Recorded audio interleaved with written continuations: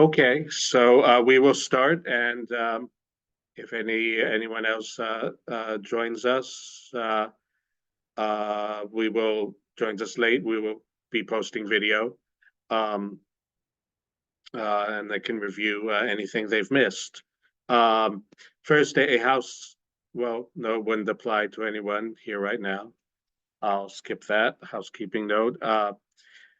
Thank you for joining us this morning in the US, this afternoon in Europe, or this evening in the Philippines and others.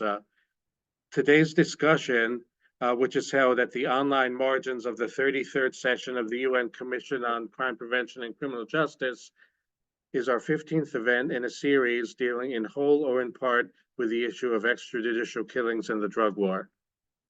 The first of these events took place in March 2017 at the Commission on Narcotic Drugs during the height of the Duterte drug war.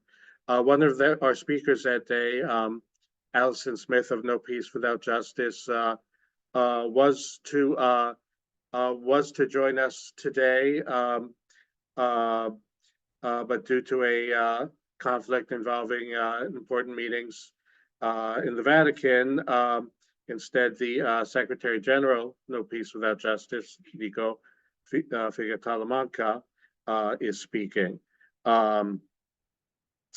3 weeks prior to that 2017 event, then Senator Leila de Lima began a period of unjust incarceration that lasted nearly 7 years.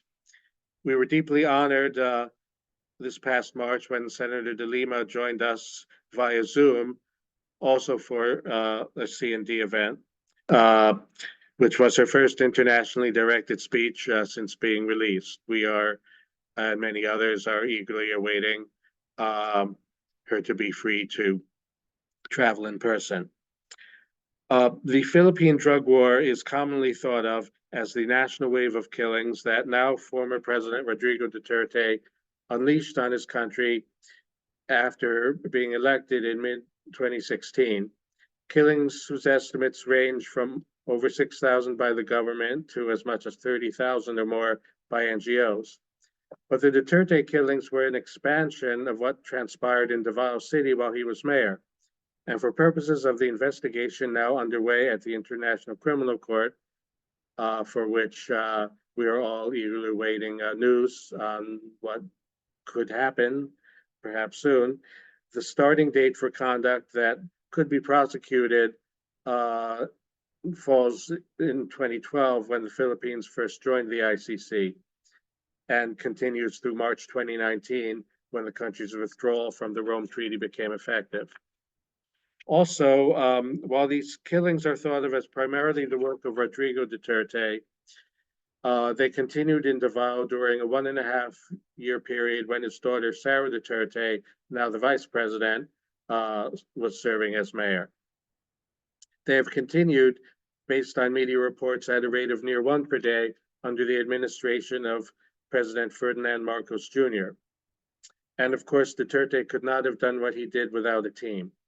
Testimony given to the ICC by a confessed former leader of one of Duterte's alleged Davao death squads implicates 2 sitting senators, a former justice secretary, and Vice President Sara Duterte, as well as a number of the alleged individual killers.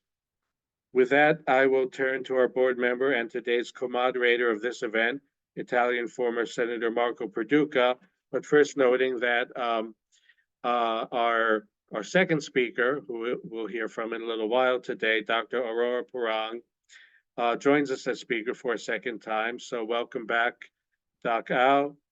And I note that while Marco has co-moderated most of our events in these series, he hasn't done so the last few times. So welcome back also, Marco, and over to you. Thank you, Dave. Good morning, good evening, good afternoon, everybody.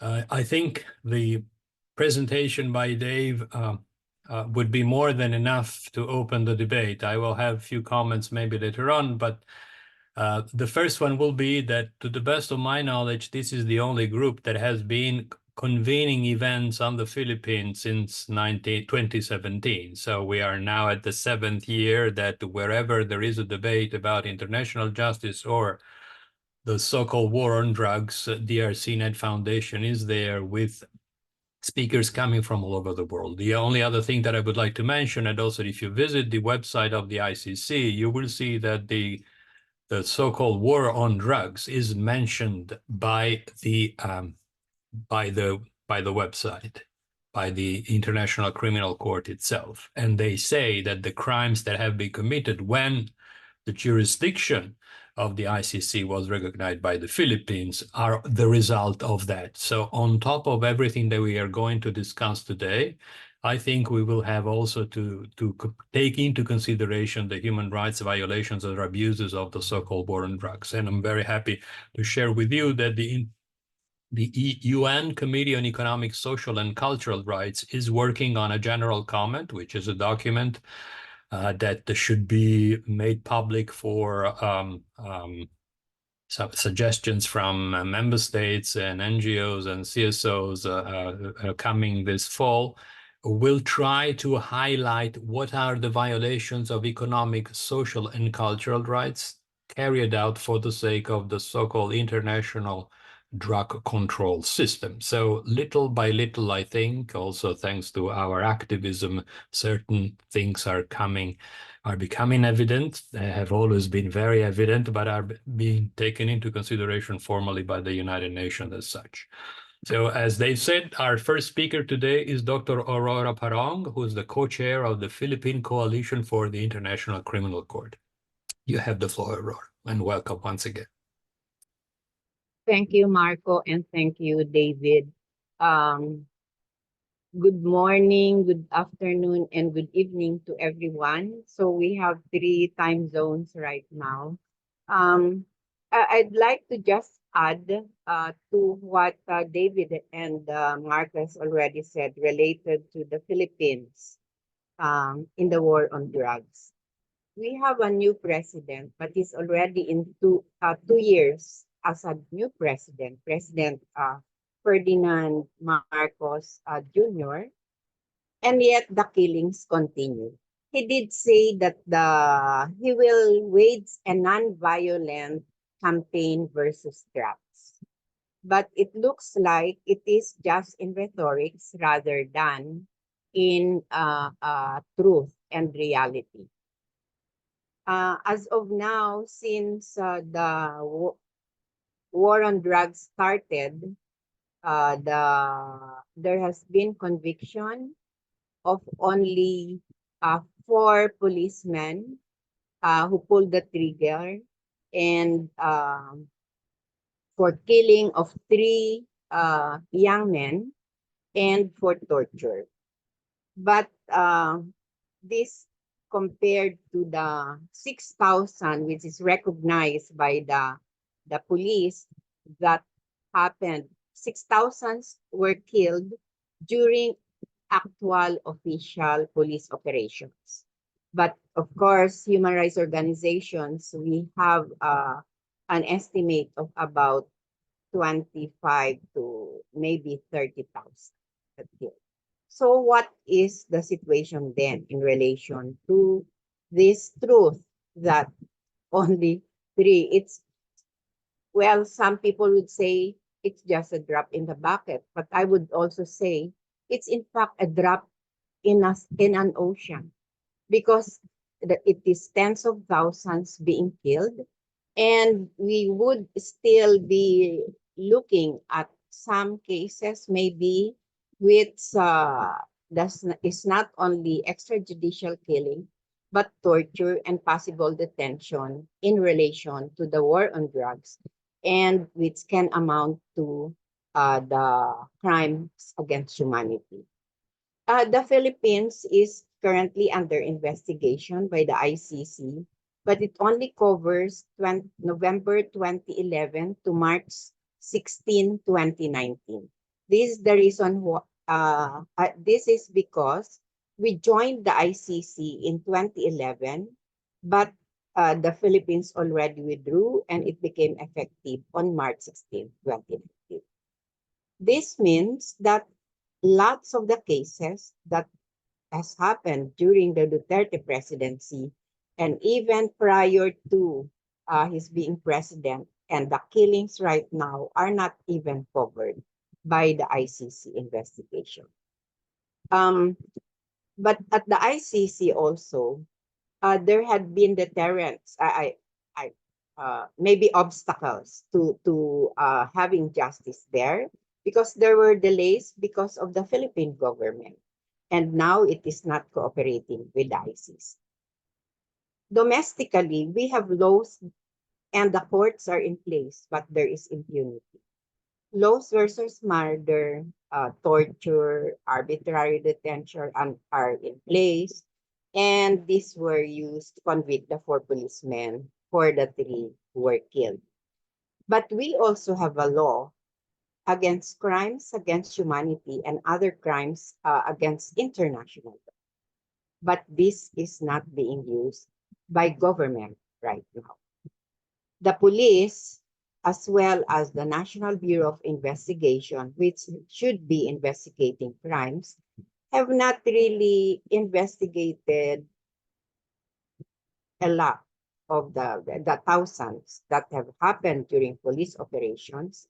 And what they say, what the police says is not within a time when there's police operation. But there had been information from civil society organizations that sometimes there are those who were riding in tandem and with bonnets over their heads who were determined to be police. Or if ever, they clear out the area before the killings start. And so there is that collaboration with the police. The police say they are only investigating a few because there is presumption of regularity of operations without going to court to prove that there is self-defense. Prosecutors did not include superiors despite provisions of the law against crimes against humanity here in the country. And now, like I said, there is non-cooperation with the ICC. The Philippine government has been saying recently that, well, they will study if they'd like to cooperate, or they'd study if they would like to return to the fold of the ICC. But it looks like what is in place right now is the non-cooperation and inability and failure of government, unwillingness of the Philippine government to really investigate the killings. So crimes are being committed without fear of accountability. A justice system is in place but functions erratically, and sometimes it is really politics or the winds of politics that determines whether one will get justice from our justice system. So it is right now not a deterrent to crime. The perpetrators of crimes are protected by government, high government officials, and the scales of justice are not tilting the way we want to. So currently, we are advocating justice and accountability at the domestic and international venues. First, cooperation with the ICC, at least for those within the temporal jurisdiction of the Court of Last Resort, and domestic investigation of all the cases, because we think that even the low-level policemen should still be investigated, and their immediate superiors should also be investigated. We're now again campaigning for the return to the International Criminal Court by the Philippines, as we have done before we joined in 2011. Thank you very much. Thank you, Aurora. And it would be interesting to understand how this campaign to go back to the ICC is going, or maybe later on. We will have possibly also some time for questions. The best way to show your interest in either sharing a comment or posing a question would be to raise your Zoom hand that you find. I mean, everybody knows how Zoom works, but you have in reaction, you have a yellow hand that can be raised. Now the floor is to Nicolò Figata-Lamanca, who is the Secretary General of No Peace Without Justice. I am very proud to be back again on the board on No Peace Without Justice. Nicola is also has this peculiarity of being a sort of a political prisoner, or having been a political prisoner or someone unjustly imprisoned for 2 months a year or so ago within the framework of the so-called Qatargate scandal. I don't know if we have time today to talk about that, but I'm sure that for once, perhaps Dave, we will have to have a webinar entirely dedicated to what went on or what is not going on today within this framework of the scheme, so-called scheme of Qatargate. Without further ado, the floor is yours, Nicola. Thank you, Marco. With pleasure, anytime. It's been a rather unusual experience, but as with Senator De Lima's experience, unusual for many people, but rather frequent for human rights defenders to end up banged up in prison. Me, fortunately, only 2 months because I was released without condition, but Senator De Lima fighting for accountability and justice in the Philippines for a lot longer than me. I'm quite proud to be in the cohort of human rights defenders that have seen the inside of the jail. But beyond that, I wanted to pick up where Aurora and David had reached. And although I don't have any particular scoops or announcements or even forecast in respect of the ICC case for the Philippines, there's a couple of points I wanted to raise. The first is in terms of management of expectations. If the ICC is going to initiate proceedings in respect of the human rights violations committed as part of the war on drugs, it will only be for a handful of people, maybe even 1 or 2, not even a handful. And that is important to know. And that is also important, and I think it's in part, it is as it should be. The ICC should focus on those who bear the greatest responsibility for the atrocities that come under its jurisdiction. It should not substitute the work of national jurisdictions. Indeed, the idea is that by prosecuting those who bear the greatest responsibility, therefore you remove the obstacles and the power imbalances that prevent national jurisdictions from doing their job.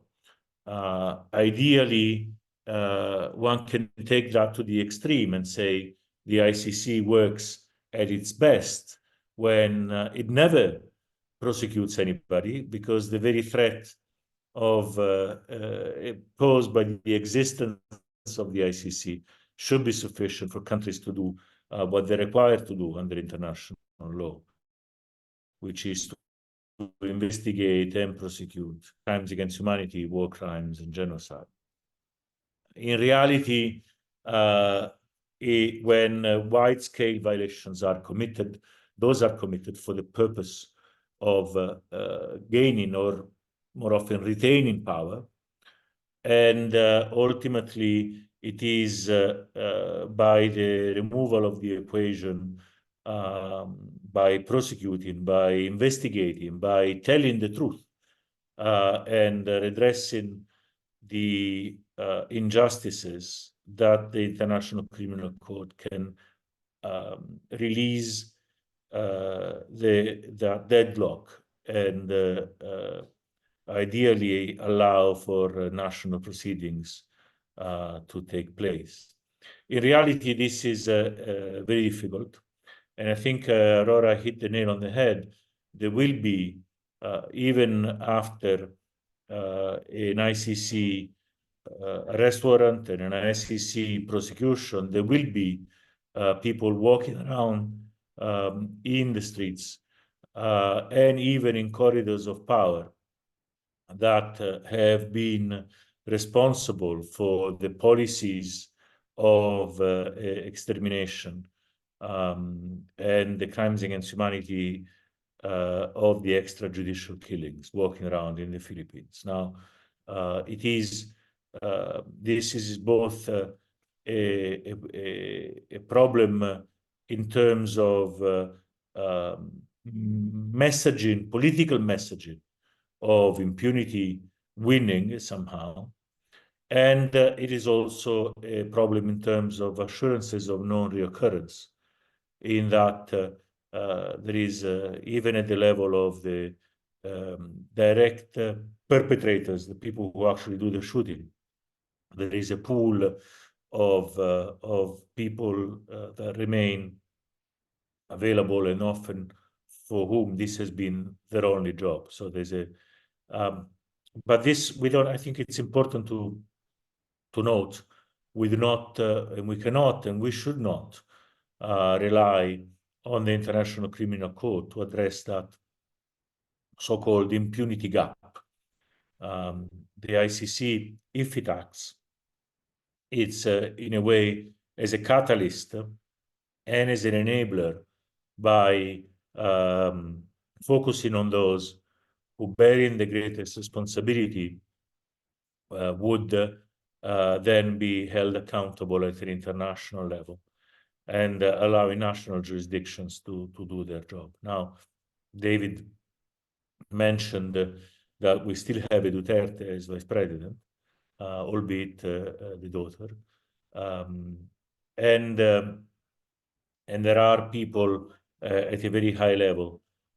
I think an arrest warrant would probably result in more people coming forward, if nothing else, to distance themselves and seek to provide their own perspective and testimony in the exchange, or in the hope of this can be in exchange of impunity by a decision of the courts, ICC, to take their testimony and not to prosecute them, in a sort of a plea bargaining or a noli prosequi deal, which has been common also in other international jurisdictions. So I think that if the ICC goes ahead, this can have, and I would argue that it should have, a cascading effect, both in terms of truth-telling and in terms of national prosecutions becoming again possible, once the obstacles to justice in the power entrenched within the perpetrators is somehow released. This is the first thing I wanted to say. The impact of those global instruments, I think, can only be understood in terms of enabling the national instruments to do their job and to take up their primary responsibility. I also, secondly, wanted to mention what the Philippines means in terms of the global fight against impunity. I think Marco already said the very fact that the war on drugs is expressly mentioned as the motivation for the killings, as the background against which, or the political justification against which, the campaign of extrajudicial executions was executed. I think it's important in terms of a shift in perspectives on the global war on drugs as an admission, in a way, of the bankruptcy of the concept of the war on drugs overall. And I think that's very important, particularly within this side event, and a reflection of a shift and hopefully also an impetus for a continuous shift to enact, but first of all conceive of policies in respect of the international response to the narcotics that is embraces a different, radically different approach, and in particular brings the issue against a need to establish a legal framework to address the issue, rather than to create the conditions for the profitability of the illegal framework within which the drugs trade exists, and the criminal framework. I think there is obviously moral reasons for this. There is obviously ethical reasons for this shift. But there are also extremely practical and extremely obvious, hard, realistic reasons to recognize the failure of a war of drugs policy over the years, and that is that it has in effect done the exclusive interest of international, extremely powerful criminal cartels, and with devastating effects in drug-producing countries. And I'm thinking of the alliances between illegal mining and international drugs cartel on the Venezuela-Brazilian border of the Amazon, where entire populations are being exterminated, with militias and funds provided by the narco industrial complex that has become also illegal mining complex. We think of it as the perspective with a pan, but it's not. We're talking about huge industrial operations with their own airplanes and their own barges and their own security forces, and those exist because of a failed drug policy. I'm thinking of the situation in the Philippines, where the so-called war on drugs was embraced as a way to consolidate power, to discredit political adversaries, and to feed bloodthirsty populism in the name of cleaning up our streets. I'm thinking of states that are no longer corrupted by the drugs trade, but have become captured by the narco traffickers, who are an enemy created exclusively by the prohibitionist approach of the so-called war on drugs. So there is a de facto alliance of the drugs warriors with the narco traffickers, which is created by a failed legal framework, international legal framework that needs to be addressed. Now, this is one side of the equation of what the Philippines means for the global approach and the global perspective, in particular an ICC intervention, recognizing the war of drugs as the catalyst for the killings. There is another aspect, which is what it means for the ICC and for international justice in general, which is also extremely relevant. First of all, we have a country that has withdrawn, creating some sort of illusion or perception of this, or of smoke, that this would somehow reduce its obligations vis-a-vis the ICC jurisdiction for crimes committed while it was a state party. And I think there is already a clear answer of the ICC. Jurisdiction continues to apply for all the crimes committed during the time that the Philippines was a member state, at the very least for those crimes that have been, where investigations have and operations have started prior to the withdrawal. And I think this is maybe a minor thing, but it's an important reminder that you can't get away with it just by pulling out of your international obligations in respect of the ICC. And there is also the issue of head of state immunity, of course, which has already been addressed at the ICC.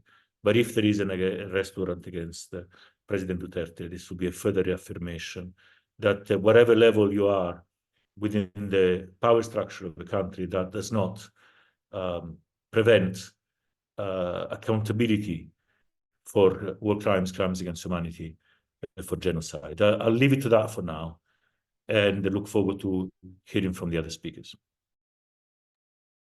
Thank you, Nicola. If there are questions, please raise your hands or comments.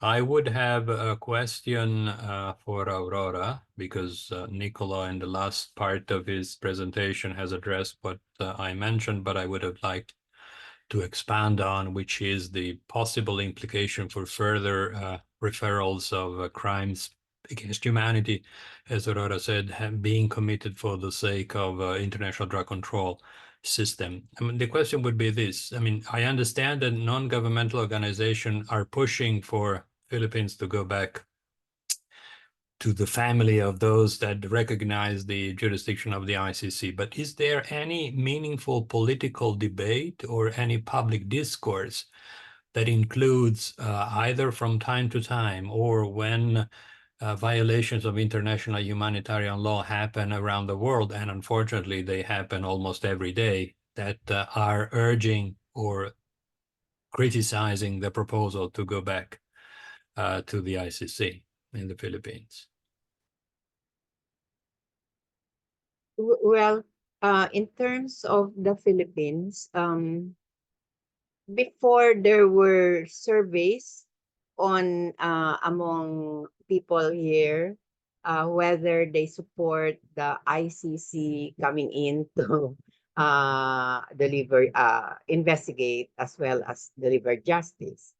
And before it was not very high, but recently there are it has gone up such that you would say that people are now wanting the ICC to really help deliver justice. Of course, I think this is because there's still continuing fear among the people, among the victims' families themselves, because the killings continue, and therefore it is outside that they want to seek justice.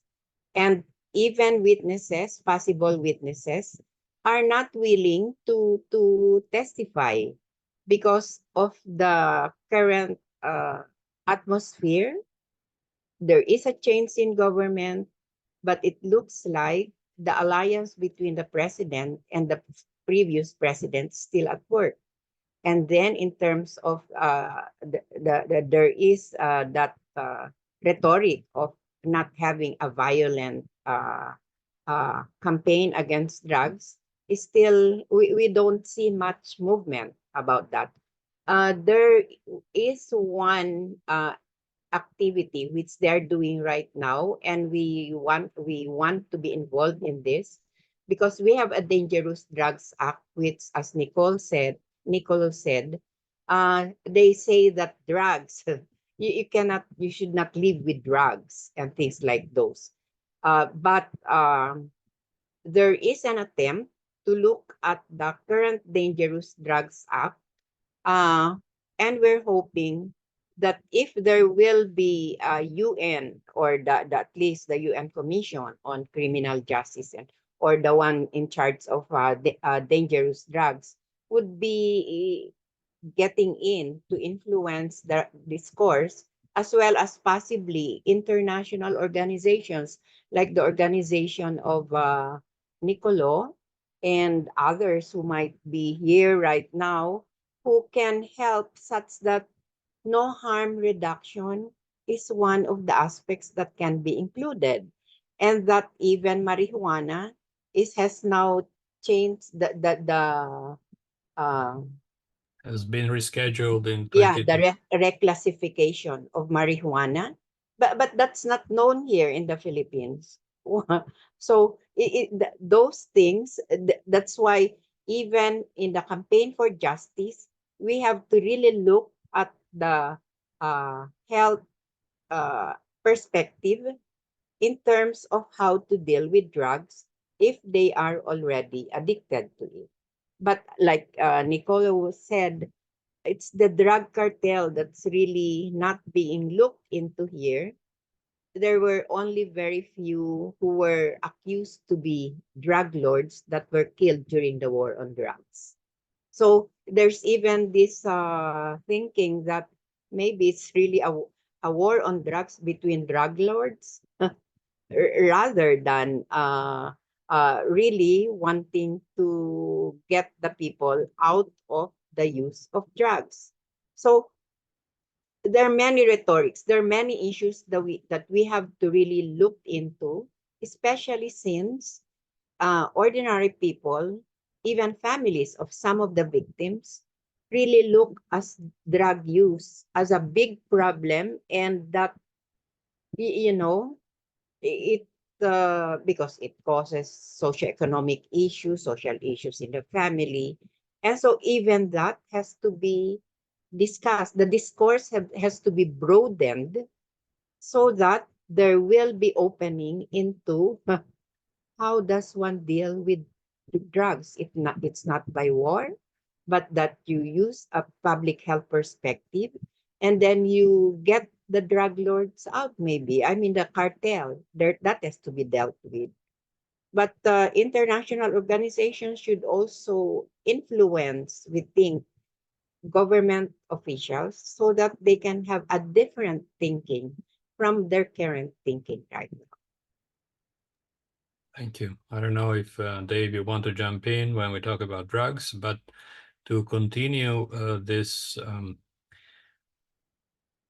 I don't know if you can actually say recognition of a critical approach of, for instance, the UN Commission on Drugs. At the last session in March, a resolution was voted by some 63 countries that were in fact addressing the issue in a completely different way, along the lines of what you just said, that is to try and frame the problem, if there is a problem, and surely there is a problem, maybe not as big as the government say there is, but within the framework of socio-health policies rather than just law and order. And harm reduction was mentioned in that document, so I guess that would be good. I don't think that the Philippines voted in favor, but still it demonstrates that little by little, once again, the international community is moving in a different direction. May I also suggest, Aurora, to you and the NGOs that are members of the Philippine Coalition to look into the possibility of submitting a report to the UN Committee on Economic, Social, and Cultural Rights, because one thing, of course, is the killings, but the other is the way in which economically, socially, and culturally, to a certain extent, the imposition of very strict and draconian laws when it comes to drug control may have a very negative impacts in your society. We still have 6 minutes to go. If there are questions, please raise your Zoom hand. I don't see many. I don't know if you want to take it from there. I don't know if, Nico, you want to react to what Aurora had said, or you want to add a couple of additional final words. Actually, I can say we can do some TV commercial.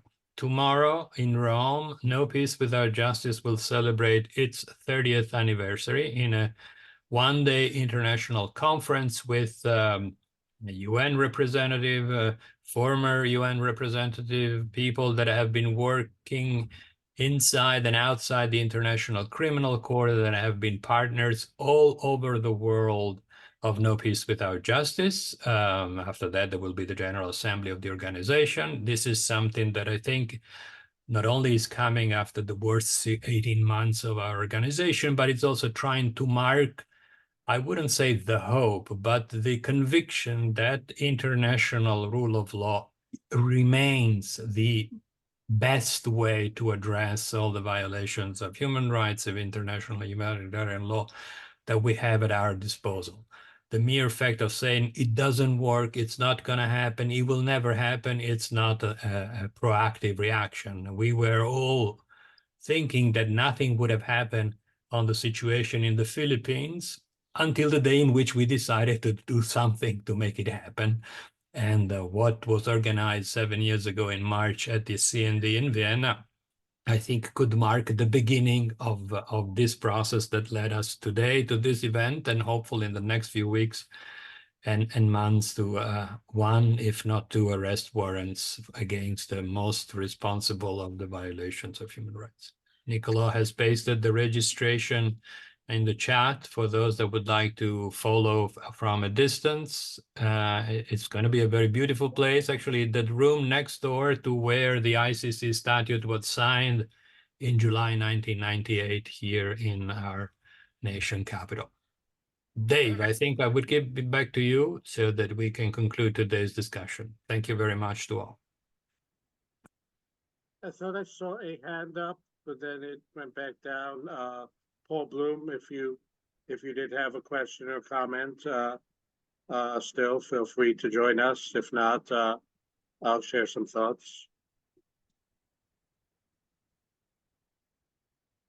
Okay. So, well, Paul, if you did then say something, we can return to you in a few minutes. And I won't do a strict cutoff of the meeting at in the 2 to 3 minutes left, but there are people who may have to leave.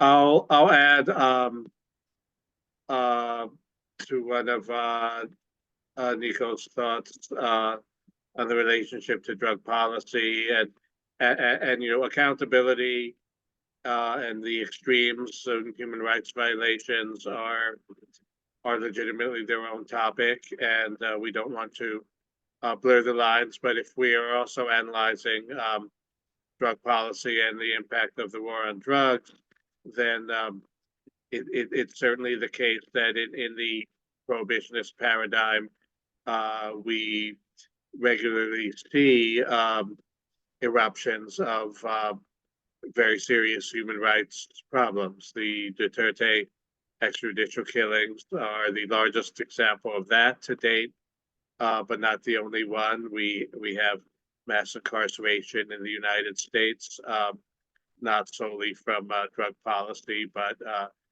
big chunk of it, and the changes to sentencing that have contributed to that, having a lot to do with legislation enacted in the midst of drug panics, anti-harm reduction policies that we still have in many, if not most, of the countries, even that have somewhat embraced harm reduction, and in many other countries, drive the spread of diseases such as HIV/AIDS.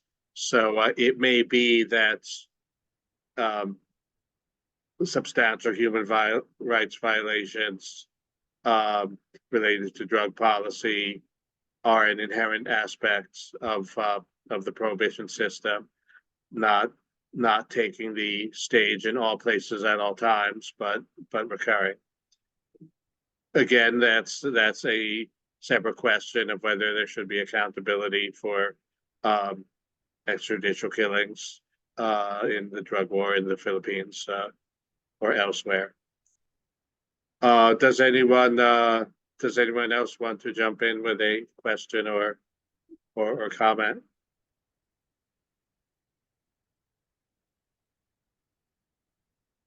Okay, then I guess we'll conclude. I'll just say one last thing. Many of the people here are important advocates in their own right, and we acknowledge and are grateful for your presence. And I especially want to recognize our good friend Secretary Imelda Nicholas, that you were able to join us again, Melly. And I guess that's the event. I'll turn off the recording now. Anyone who wants to stay and chat, I'll leave the room open.